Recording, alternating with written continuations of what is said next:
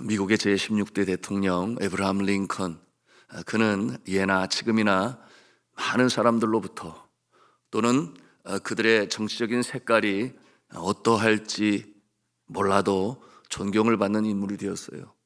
그런데 그가 많은 공적으로 인하여 말미암아 물론 그러했겠지만 무엇보다도 그의 성품 때문이었습니다.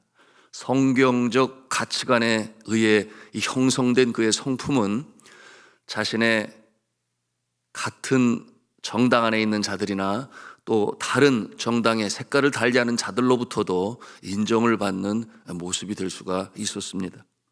링컨은 적을 포용한 대통령으로 유명하죠. 그래서 열린 리더십을 친히 보여준 인물이었습니다. 이 노예 제도를 없애고자 할 때에 이 지역적인 갈등으로 인하여 남북 전쟁이 시작되었습니다. 그럴 때 이 남북 전쟁에서 링컨은 자신의 지지자들은 물론이거니와 강력한 라이벌들을 자신의 충실한 조언자로 만드는 이 기적의 리더십을 보여주었어요. 링컨이 노예 제도를 부분적으로 유지하자고 하는 이 보수 급진파의 한 사람으로부터 암살을 당하게 되었습니다. 여러분, 이와 같은 때에 링컨의 최대 라이벌에서 링컨의 최측근이 된 에드윈 스탠턴, 링컨과 더불어 아주 유명한 인물인데요.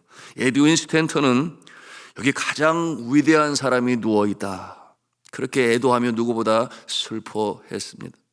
이처럼 정적들마저 자신의 충실한 조언자로 만들어내는 링컨의 리더십은 설득과 포용의 리더십이었다, 그렇게 평가하고 있는데요. 즉 그의 리더십은 어떤 카리스마적인 리더십이 아니라 적도 친구로 만드는 따뜻한 리더십의 소유자였던 것입니다. 링컨은 필요한 인재라고 여겨지면 파벌과 정당의 구분이 없이 등용해서 자신의 내각의 중요한 자리를 맡겼어요. 에드윈 스탠턴도 그 중에 한 명이었는데요.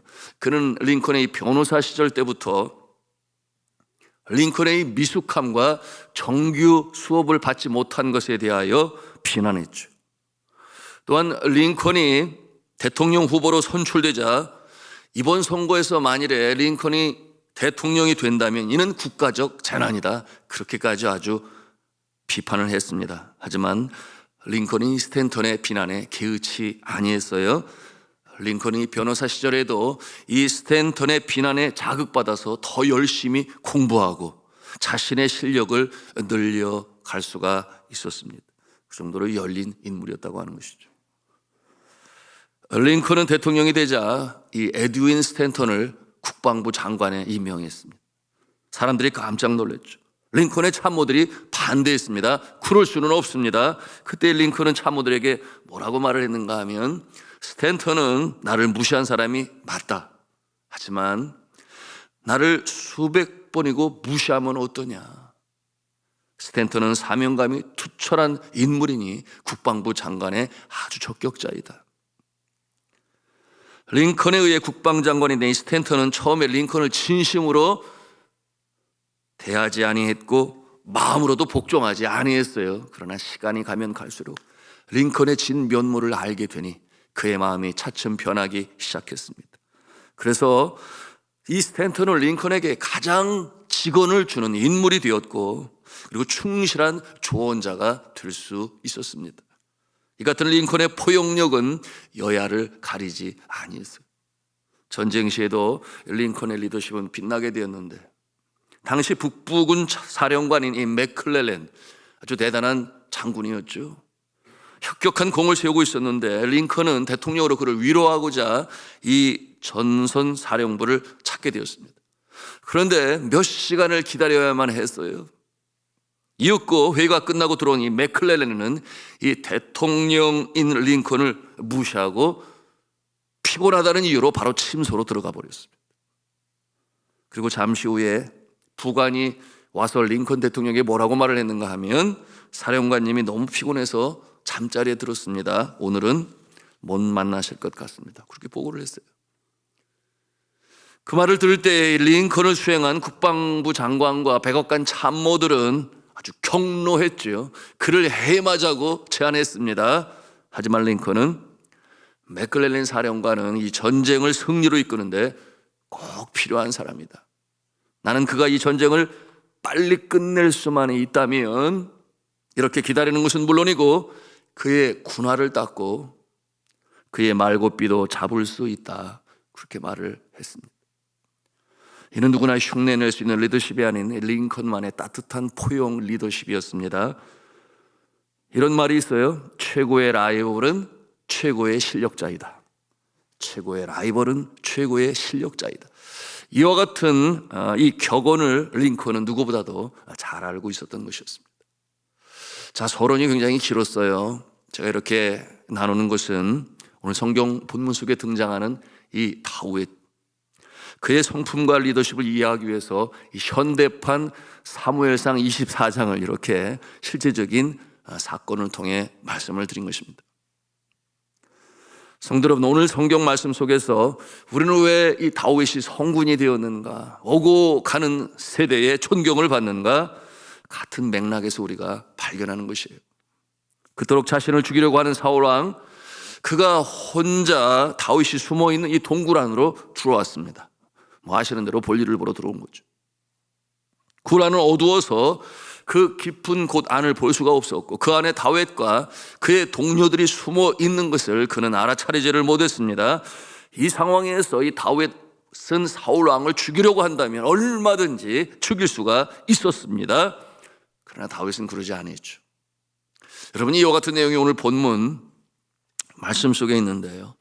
여러분, 다윗의 부하들이 다윗을 부추겼습니다. 이때가 기회입니다. 이때가 찬스입니다. 이렇게 사울을 죽일 것을 이 다윗에게 아뢰었는데요. 그 내용이 이것이죠. 4절 말씀. 보소서, 하나님께서 당신에게 이르시기를 내가 원수를 내 손에 넘기리니 내 생각에 좋은 대로 그에게 행하라 하신 말씀을 하신 적이 있는데 오늘이 바로 그런 날입니다. 그러니 사울을 죽이소서. 그와 같은 내용이 담겨져 있어요. 그러나 다윗은 그렇게 하지 아니했죠. 살금살금 이 사울 왕에게 다가가서 사울의 옷자락 끝을 가만히 베었습니다. 그리고 자신의 사람들에게 돌아와서는 뭐라고 말을 합니까? 우리 성경 말씀을 같이 보기를 원합니다. 6절 말씀 같이 읽겠습니다. 시작. 자기 사람들에게 이르되 내가 손을 들어 여호와의 기름 부음을 받은 내 주를 치는 것은 여호와께서 금하시는 것이니 그는 여호와의 기름 부음을 받은 자가 됨이니라 하고, 그렇게 말을 하고 나서 혹시라도 자기가 모르는 사이에 그를 죽일지 몰라 당부의 말까지 하는 다윗의 모습인데요. 그렇게 하지 말라. 그 사이에 이 사울은 동굴에서 빠져나갑니다.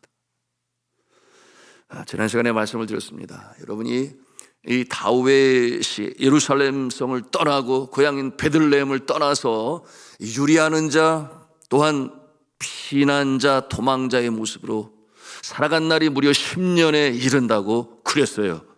여러분, 그 이유는 오직 하나, 이 사울왕의 미움을 받아서였습니다. 사울왕보다 여러 가지 면에서 이 다윗은 나은 것이에요. 성품적인 면에서 그러합니다. 여러분, 다윗이 무엇을 잘못했습니까? 사울 왕에게 순종한 것밖에 없어요. 그럼에도 불구하고 자신의 후손이 왕이 되어야 하는데 다윗이 될까 염려하여 이 사울 왕이 다윗을 시기하고 질투하고 마침내 죽이고자 하는 것 아니었겠습니까? 오늘날 시대로 말하면 정치적인 라이벌이 틀림이 없어요. 다윗이 이러한 상황에서 사울을 죽이지 아니합니다. 여러분, 다른 왕들은 그러지 아니했죠. 북왕국 이스라엘의 비참한 모습을 보십시오. 여러분, 왕을 죽이고 자신이 왕이 되고 또다시 왕을 죽이고 자신이 왕이 되고, 그게 북왕국 이스라엘의 역사예요. 그러므로 아시리아에게 짧은 역사를 통해 완전히 멸망당하는 그 결말을 이르게 되었습니다. 209년 동안 나라가 유지되었는데 19명이나 되는 왕이 나라를 다스렸고요. 그런데 칼부림으로 왕을 죽이고 왕이 된 경우가 7번이나 있었으니 그야말로 그 시대 오늘날 시대도 마찬가지겠죠. 사울이 동굴을 빠져나갔을 때, 그리고 어느 정도 거리가 생겼을 때 다윗이 사울을 부릅니다. 내 주 왕이여 하고 사울을 불러요. 놀라서 사울 왕의 뒤를 돌아보니 누가 서 있는데 그가 누구겠어요? 네, 자신을 향하여 큰 절을 하는 자, 바로 다윗이었던 것입니다. 그리고 사울에게 큰 소리로 말을 하죠. 9절과 10절 말씀을 함께 같이 읽겠습니다. 시작. 다윗이 사울에게 이르되 보소서 다윗이 왕을 해하려 한다고 하는 사람들의 말을 왕은 어찌하여 들으시나이까? 오늘 여호와께서 굴에서 왕을 내 손에 넘기신 것을 왕이 아셨을 거니이다. 어떤 사람이 나를 권하여 왕을 죽이라 하였으나 내가 왕을 아껴 말하기를 나는 내 손을 들어 내 주를 해하지 아니하리니 그는 여호와의 기름 부음을 받은 자이기 때문이라 하였나이다. 여러분, 이 사울 왕은 간신배들의 말을 들었죠. 다윗이 반드시 당신을 죽일 겁니다. 그러니 그냥 내버려 둬서는 아니 됩니다. 다윗의 표현은 무엇이에요? 이렇게 죽일 상황에 이르렀지만 내가 죽이지 아니하였으니 제발 그들의 말을 믿지 마소서. 나를 제대로 파악하소서. 이와 같은 내용으로 말하는 것입니다. 그리고 이와 같은 모습을 증명해 보이지 아니하였나이까? 곁에 있는 나의 병사들이 당신을 죽이라고 하였지만, 그럴 찬스였지만 내가 그러지 아니하였나이다. 나의 마음을 제발 좀 알아주소서. 이와 같은 내용으로 말하는 것이죠. 그러면서 자신이 칼로 벤 옷자락을 보여줍니다. 그리고 또 말을 이어가는데 그 내용이 14절, 15절의 말씀이에요. 우리 같이 읽습니다. 시작. 이스라엘 왕이 누구를 따라 나왔으며 누구의 뒤를 쫓나이까?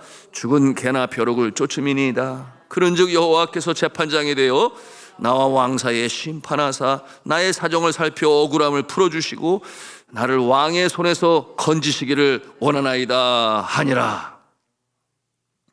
이스라엘의 왕이 죽은 개나 벼룩을 쫓나이다. 이게 무슨 말이에요? 이 개나 벼룩은 아주 보잘것없는 이 미천한 존재를 이렇게 표현하고 있는데, 이 개나 벼룩이 누구라는 거예요? 다윗 자신이라는 거예요. 나는 이렇게 미천한 존재인데 이스라엘 왕이 어찌하여 나 같은 자를 쫓나이까? 별 볼 없는 자를 이렇게 표현을 하고 있습니다. 자기가 중요하지 않은 자이며 그런 자를 쫓는 것은 왕의 품격을 오히려 떨어뜨리는 것입니다. 이와 같은 내용으로 왕을 높이는, 정말 충언을 하는 이 다윗의 충심 어린 이 마음이 이렇게 개와 벼룩으로 자신을 비하여 어찌 그와 같은 존재를 쫓나이까? 그러므로 왕의 품격을 떨어뜨리나이까? 그렇게 간청하는 다윗의 모습이죠. 그의 이 생명의 위협에서 이 건짐받은 이 사울 왕은 안도감 때문이 아니라 이 다윗의 그와 같은 이 선한 성품으로 인하여 감동을 받고, 그가 이제 다윗을 향하여 뭐라고 말을 합니까? 여러분, 그 내용이 나는 너를 죽이려고 이렇게 길길이 날뛰고 총살을 내팽겨두고 너만 쫓았는데 정작 너는 나라와 내 자신을 생각하는구나. 그것이 감동이 되었어요. 그것이 다윗이 사울 왕에게 끼친 소위 감화력이었습니다. 그것이 그의 마음에 감동이 돼요. 여러분, 16절 17절 말씀 우리 함께 같이 보기를 원하는데요, 같이 읽겠습니다. 시작. 다윗이 사울에게 이같이 말하기를 마치매 사울이 이르되 내 아들 다윗아 이것이 네 목소리냐 하고 소리를 높여 울며 다윗에게 이르되 나는 너를 학대하되 너는 나를 선대하니 너는 나보다 의롭도다. 자신의 목숨을 건진 것에는 안도가 아니라 이 다윗의 선한 성품 자신을 생각하며 오히려 우하는 이 모습에 감동을 받고 감화를 받아서 소리 높여 울었다 그랬어요. 이어 사울이 다윗에게 뭐라고 말을 합니까? 하나님이 너를 복 주시겠구나. 너는 정말 나보다 100배 낫다. 내가 장차 이스라엘의 성군이 될 것이 틀림이 없다. 그러면서 한 가지 부탁을 해요. 어떤 부탁인가 보니 내가 왕이 되면 복수로 내 후손을 끊지 말아다오. 그것을 약속해다오. 이런 말이 왜 나오겠어요?